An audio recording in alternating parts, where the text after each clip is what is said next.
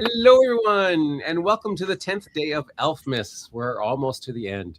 And Happy New Year's Eve to everyone. Or Yes. for our friends, Or Happy New Year. Happy New Year to you. Yes, exactly. Yeah. So, where is? Let's see. Where is it New Year's already? Just wait a second. I'm gonna go with Australia and New Zealand. Australia, New Zealand for sure. Yep. I worked with a gentleman from the Philippines, and it is New Year's there as well. Okay. It looks like it's New Year's. We're in Slovenia, so it's already Happy New Year's for Alesh. And it's going to be Happy New Year's in South Africa. Looks like in the next hour would be my guess. So there's my, let's see, can I show it? There's my little app with the time around the world. Very cool. So you can see. Nice. Yeah. So anyways, Happy New Year's, everyone. Do you use the same app to keep track of Santa? Yeah, I could. Yeah. Well, all the dots are where my different co-hosts and WikiTree people are, so I can tell. So that's amazing. Yeah. So if I quickly want to find out, what time is it for Darren over in New Zealand, I can just click on that and it'll say exactly.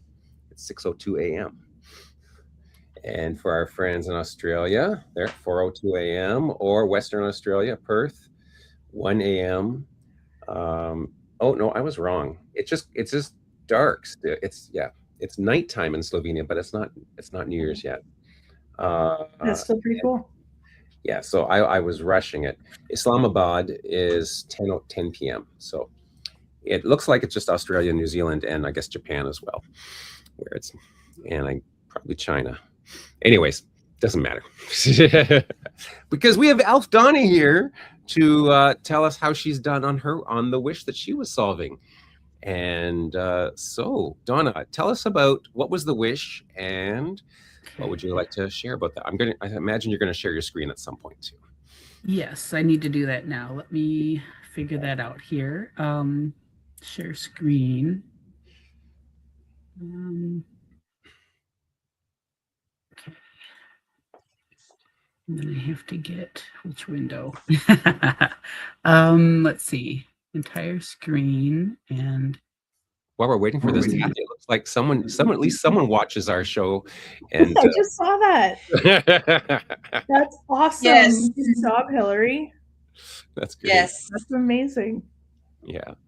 And I am feeling better. I'm cautiously optimistic that I might be on the other side of this cold and cough and whatever. But unfortunately, I think I've given it to my wife now.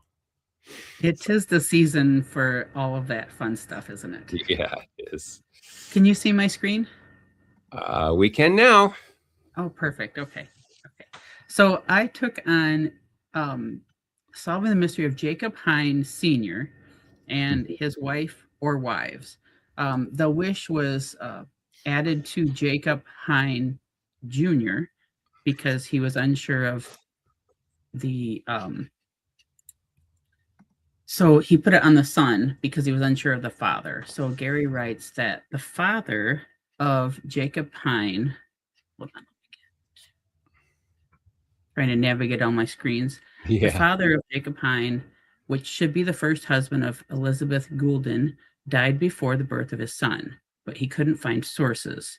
He said, "This is his closest brick wall ancestor.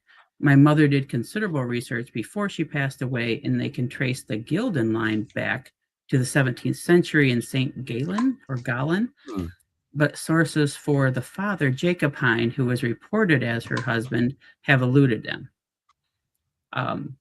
So my goals that I identified was to identify the father of Jacob Hine, and which would also be the first husband of Elizabeth Goulden. And then some sources suggest that Jacob Hine had two wives, two Elizabeths, actually, Elizabeth Knoss and then Elizabeth Goulden. But there's this wild death record for Elizabeth, the first wife, out there for 1855, which is 35 years after he starts having children with Elizabeth Goulden. So there's this. So there's that suggestion maybe 2 Jacob Hines, and they each are married to a different one. So that was the kind of the confusion that he was dealing with. So the first thing I did was review the trees. So I don't like to redo the wheel, so I went to Family Search, we went to Ancestry, and the majority of those trees listed Jacob Hine being first married to Elizabeth Knaus and then to Elizabeth Goulden. But the common issue is that there was no actual source attached that really verified that. Most of the sources were the pre-1850 censuses, which didn't have enough detail, and the 1850 censuses were too late to really help. And that happens a lot with Family Search and Ancestry, because it's hard to justify something without attaching a source. Not impossible, but I think a lot of us don't really know how to do that properly so that other people can see why we have the information there, if there isn't a index source you can attach. So my first thought was to go to Family Search and see if there's any probate. That was my next thought. So Family Search, hold on a second here.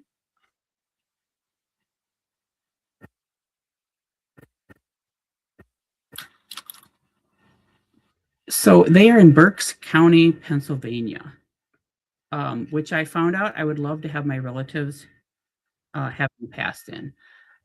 If I go to the catalog,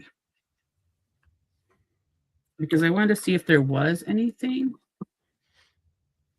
So if you go to Berks County and search the catalog for the county and the records online, and there's quite a few different ones here, but I was mainly interested in probate or wills. There's actually 12 probate records here. And the most widespread one was this estate files from 1752 to 1915, which, if you get into this, all of these are either, you can either browse them by image, which is this particular the camera button, or you can do the full text search. Ooh. Individual film. I didn't know what film I wanted, but I do see there are things that we could do a search on. So instead of searching individuals ones, I went back to Family Search, up here to the search options and full text. And then I searched. I started with Elizabeth Hine. I was thinking I might find something on her death, because if there's a first wife and there's children on all trees with the first wife. So I typed in Elizabeth Hine, and I did a full text, and then I did Berks, Pennsylvania, in search, just to start with. It only gives me 32 matches, which was actually really nice. And they aren't all specific to Berks County. I can see Berks, different things. I picked one that was interesting, which was a probate case file in the right time frame. Mm-hmm. So when I went to this image, just one individual image, but if you look at what the actual, you realize that this is actually, they took whole files, and there's 48 pages to Jacob Hine. Jacob Hine. 1834, which is reported to have passed. His son was born in 1835. So I actually took, and I don't know how to do this any quicker, but I downloaded each page of these 48 pages. Oh, wow. Combined them into a PDF. And then Donna, I went. can you zoom in a little bit? Can you zoom in a little bit just to make it a little bigger? Sure. On this one? Yeah, because Anne was asking. The plus. I'm trying. It doesn't really go Yeah. bigger. With Family Search, it doesn't always work that way. It doesn't always work. Yeah, it's not really productive. Hang on, let me go back. That's the biggest it'll go. So, but it ended up being a whole file. So this is the first page, and then as I went through, and they ended up being in alphabetical order. So, if I would go back to those other ones, it would show it has all the HINE files, one after the other, which actually made it very nice to search the names. So were there multiple Jacob Hines then in a row? Nope, there was only one Jacob Hine. Oh. But there was other Hines in there that I was able to look for. So I took the 48 pages, put it into a PDF, and then I said, analyze this. You're using AI. Wow. I am. I would still be reading this will this probate record if I didn't. From 1834 Pennsylvania. Okay, and then I upload the PDF. Let's see, where is he at? 1834. No, there it is. I found myself using this quite often in these probate files. It really works nicely. It needs a lot of proofing, but it gives you the general idea. So then it pops back. Wow. I'm in the fast mode, so it shouldn't be too long here. Now, does this require a subscription to Gemini to do this? This one is not. Nope. I just did a general. I have a subscription one, but this one I'm using currently is not a subscription one. But it allows you just to throw the whole PDF in there, and it gives me this analysis, based on the records provided. It gives the decedent, the residence. He died intestate without a will. It gives family and heirs, inventory, just some basic items, which I actually took and pasted this into a space page for his will, because 48 pages is a lot of information to throw onto a profile. It also, on my subscription-based Gemini, it actually asked me, do you want me to give you a list of the heirs in detail? Do you want me to draw a family tree out of the people that are, it'll give you suggestions. But the basics of this tells me that he died. This is not as detailed as, let me try. Let me pull up the one from the space page, because every time you do it, it's like a fresh brain analyzing it, right?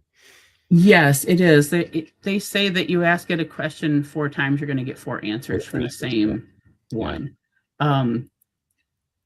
So what I pasted into the space page for the Jacob Hine probate file is, it actually told me that Jacob Hine died intestate without a will around June 1834, approximately 5 months prior to the November 1834 court petitions.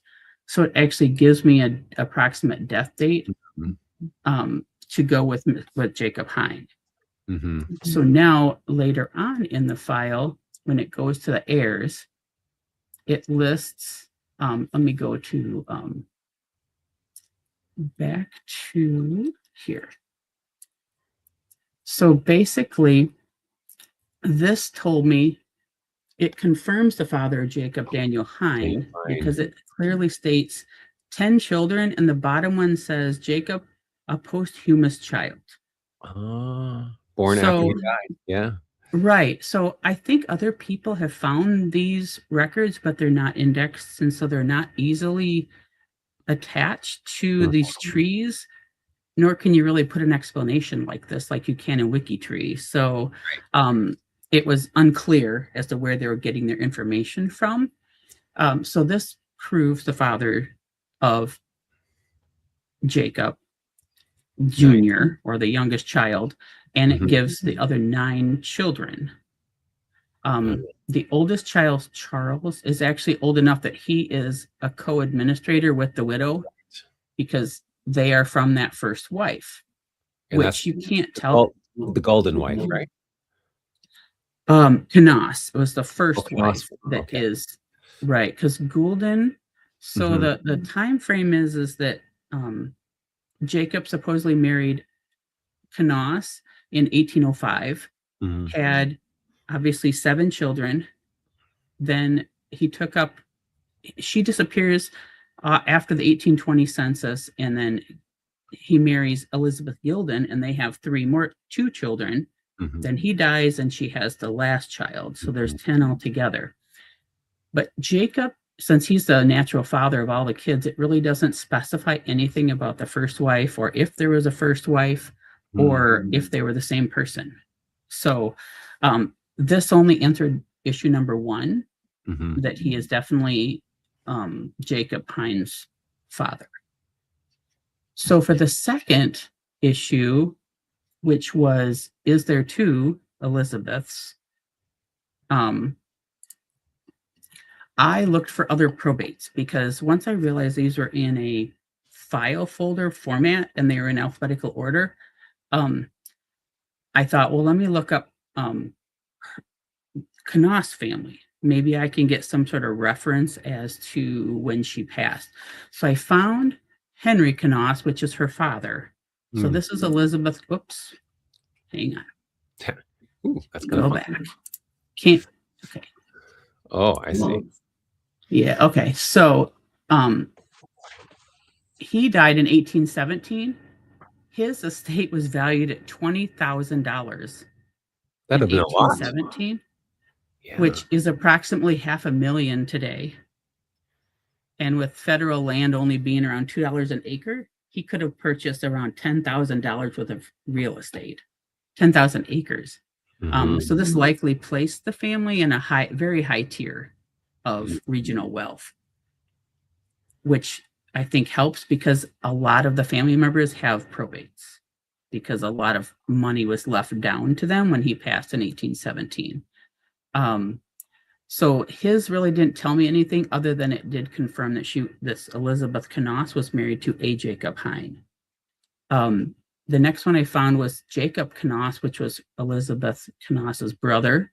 It confirmed she was deceased and her surviving children, but it didn't list stepchildren. So I still didn't see stepchildren and children in the same context to verify that there was such a thing for this line. And then he died in 1868. So Elizabeth Kanas Hine could have died in 1820 or 1855, which is what that death certificate says, so it was irrelevant. She was already deceased either way. Mhm. I did find that the smoking gun on this one is this Annie Price Lee. Her wait, so she is one of Jacob Hine Sr.'s youngest children with Elizabeth Gilden. Mhm. She died with no children. Her parents were deceased, and her little brother was deceased. So she had nobody to leave her money to. So she outlined every living relative she had. How Wow. many of us get that? It is so awesome, because at the top on the right-hand side, there's just a snippet of this descendants. And so she lists her Jacob Daniel Hine, which is the original person where the wish was put, Right. because his father was questionable. So Right. she lists him as her deceased uncle and Okay. his children. Then she lists Charles Hine, which is that oldest child of Elizabeth Kanas and Mhm. Jacob Sr. as half-blood. Half-blood. So that confirms the fact that he has half-brothers. Does that make him the half-blood prince? What's that? Does that make him the half-blood prince from Hogwarts? Yes, there you go. There's a lot of Sorry. they might have been viewed that way, because it did seem the family was fairly wealthy, obviously. So her will, which her probate, is so wild, because it lists all these half siblings of Jacob Daniel his half-sibling Charles, his half-sibling Mary, his Huh. half-sibling George, and half-sibling Albert. And there's a couple more in there. Once we saw that that's what it's doing, I didn't need to show all of them. That's amazing, though. And all this Yeah. cousins too. Yeah. So that clearly states that these Elizabeth Goulden's children and Elizabeth Knoss's children are in the same, are all half siblings. So he almost has to have married to the same Jacob Hine. Mm-hmm. So the last remaining issue was there was a death record for this Elizabeth Knoss who disappears in 1820, but there's a death record in 1855. Let me pull this up much.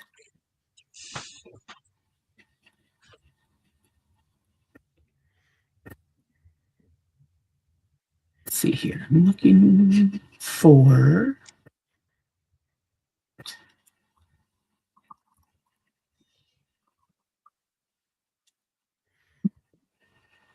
what is. Gotta love how WikiTree is the first search result you get. It's not my right person, though. Oh no. You. Let's see. Hang on. I just got to get to the right person, though.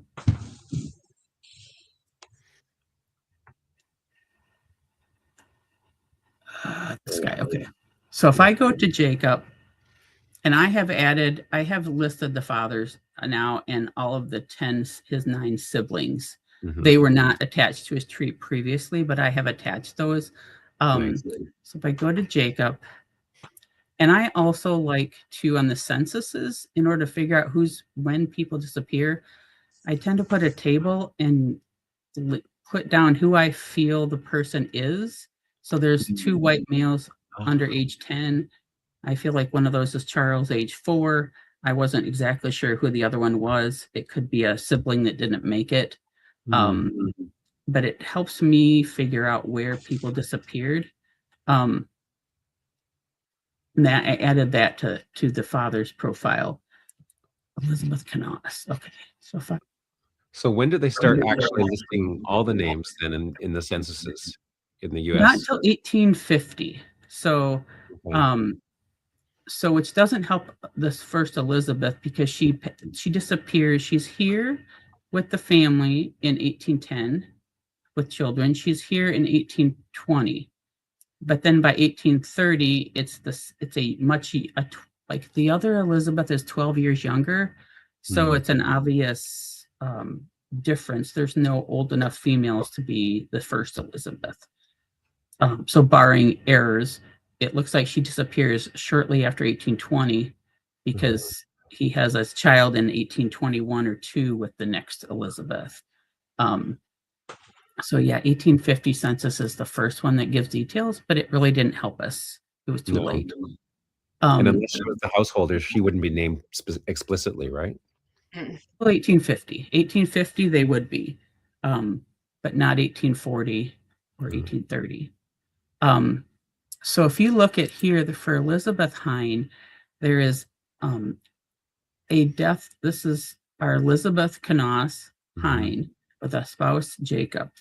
It has an event date, a death type, an event date of 1855 in Berks County. But she disappears 35 years earlier, and he starts having children with the second Elizabeth, which we've proven by the wills. So I ordered this. There's no image, so I ordered the image, and that's where the next interesting part comes in. So her death record, I was able to get this. I could have gotten it from my family history affiliate, but I was able to get it through somebody else that volunteered to look it up for me. So her death record here is the only one on the page. There is no date of birth or date of death. What? Yeah. So there's all the other death records have an exact date of death and is filed by her son, Albert, because neither her husband nor her father are alive at this point. In fact, I really feel she's been gone for 35 years. Yeah. Consumption. My guess is at this point is that the son needed a death record for his mother to claim maybe an inheritance. Right. And I don't know why it isn't. They don't say anything about it here, one way or the other. They actually tell what cemetery she's supposed to be in, and a section B6. Oh, But I don't think she's marked. I imagine she doesn't have a grave marker, but I don't know that either. So my speculation is that the son filed for a death record in order to maybe claim an inheritance, but so I think this isn't really a death record as much as it is a death registration. So, Yes. but yeah, so that is the third issue. I feel that's maybe explains that. I tried to look around for some probates around the time that might explain it. The only one I found easily was Elizabeth Knopf's Hines' stepmother died in 1854. So I don't know if maybe Albert thought that if there was nobody living from the second family of Elizabeth's parents and stepmother, that maybe he'd be eligible if he could prove she was deceased. It seemed like there was a lot of that in this family where if there was no siblings left, or they would hand off to cousins and nephews and nieces. So that would be my guess at this point. And there's a lot more to find, I feel like, for this family. In the space, I did create a research page for it. So I didn't put any of this on the profiles, a lot of it. At the bottom, I put some future research ideas, because there is a lot of, there might even be another of Mary Canassa's sisters that's married to another Hine, which potentially could be related to Jacob. So, right. Yeah, I think if he wants a deep dive, he can probably find a lot more probates that might have some more information for him as well. Right. Amanda wondered if Elizabeth could have been in the hospital all that time. I looked around for that as well. I was trying to find some sort of I actually asked AI that and said, what would I find? And they said you can go to the orphans courts, and that would be the best place that it might be. And there is an orphans court catalog database here that is images only, again, not indexed. And I did not get a chance to go and look, but you'd have to, either AI search it, full text search it, or the images aren't even available unless you go to an affiliate. So, but yeah, so I think there's more to find. And I think that the trees that had this information probably have seen this, but it just wasn't very well sourced out enough for the next person to say, hey, we all get leery of just throwing stuff in our tree. So yeah, that's true. No, it looks like you connected a lot of those dots. But I do believe this proved out really well to what the trees were saying. So yeah, that's nice when that happens. Yeah. So it is. Do you know whether, like, consumption is tuberculosis, right? I believe it is. So do we know whether there's a TB outbreak around 1820? I do not know. I did not look at that. I found that at the very end. I just got that death certificate or death record there towards the end, so I didn't really get to spend any more time on it. Because if you knew that there was an outbreak of that around that time, that would sort of strengthen the hypothesis that she really did die between the birth of her last child and then the marriage and birth of the second set.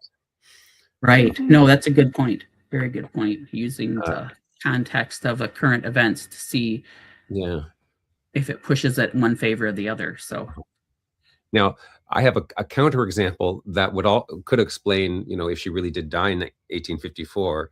From my own family, I have a great grandparent who had a first marriage in Montreal, and then they split. She went off and had an affair and 2 sons with a lawyer in Montreal, and he became a voyageur, and then married a second wife, who was native, and had a number of children, including the one who was my great great great on my adoptive side. But I found the first wife's death record in Quebec, 30 years later, but it recorded her as being the wife of the person, of her first husband. Like, so I guess in the Catholic Church, she couldn't officially be divorced, so she was still married to the first one, when in fact they both gone separate ways. Right. And So I looked for some people, and depending on the informant, some people just deny the fact. And there is one daughter that was, because of all these probates, one of Elizabeth Knoss's daughters, Harriet, was listed in Annie Lee's probate, and it stated that she was unable to sign her acknowledgement because she was in an asylum. Oh. So I thought of that as an option for the mother, but I don't know of any. I don't have any access to records. Like I say, that the Orphans Court might be the best one to search next to see if there's any type of a guardianship for her that would, in case that was the case, that she was deemed not lucid, and maybe the marriage was dissolved that way. But also, if she had tuberculosis, could she have been in like a sanatorium? Yes. Right. Yeah. That's what I'm thinking. There could be multiple reasons instead. Right. But without that death date, it's hard. Yeah. The most logical is that she passed right around 1820 before the next wife, but otherwise, I don't know. Without finding some more records, I think either option is viable at this point. So, because he would have been home with a lot of young children, right? All by himself. Yes, he had when his wife left or was disappeared in 1820. He had 7 children. The oldest was probably, let's see. Yeah, the oldest was only a teenager, maybe. Charles would have been around a teenager. So, yeah, you'd be looking for a support system pretty quick. You would think so. So, and they were yeomen, which was considered a farmer, I believe. That was what they were farmers. So, but yeah, so that's the process I went through, and I did find the AI and the full text search were immensely helpful for this one. That's great. So, and I did create space pages for Jacob Hines, was a 48-page, and then Jacob Knaus, her brother, was a 35-page probate. Those two I created space pages for, and then the other ones were shorter. I just put them in files. That's amazing. I can't believe everything that you found. I wish my family was wealthy and died in birth. A lot of information. Yes, that'd be great. Yeah. Fantastic. Yeah, absolutely. That's amazing. Good work, Donna. Yeah, I was glad to find one I could sink my teeth into. So. Oh yeah, well. So satisfying. A lot of thinking there. Yeah, that's great. There were a lot of wishes that are pretty solid. That you maybe could chip away a couple stones, but or maybe make a couple nicks in it. But there's some of those are good brick walls. So yeah, that's great. Well, thanks for showing us all that and all those things, pictures, and diving into AI. Like the family search has had the full text for a couple years now, but it's really nice to see how impressive it is, how useful it can be. And then, I know, and I keep pushing, like touching it here and there, but I haven't found anything of my own to dive into actually figure out how to use it well. So this was a really good learning experience for me. Makes me want to go review some of my own a little more to see what might have shown up of use. Nice. So excellent. Great. Well, thank you again. Thank you again, Donna, and everyone. You have a great day. I think we'll be signing off now. Happy New Year's Eve to everyone who's celebrating it still, and Happy New Year's Day to those down under who are celebrating the new year already. And we will see you tomorrow for New Year's Day, for day 11 of Alchemist. So Happy New Year. see you next year. Happy New Year. Happy New Year. Bye.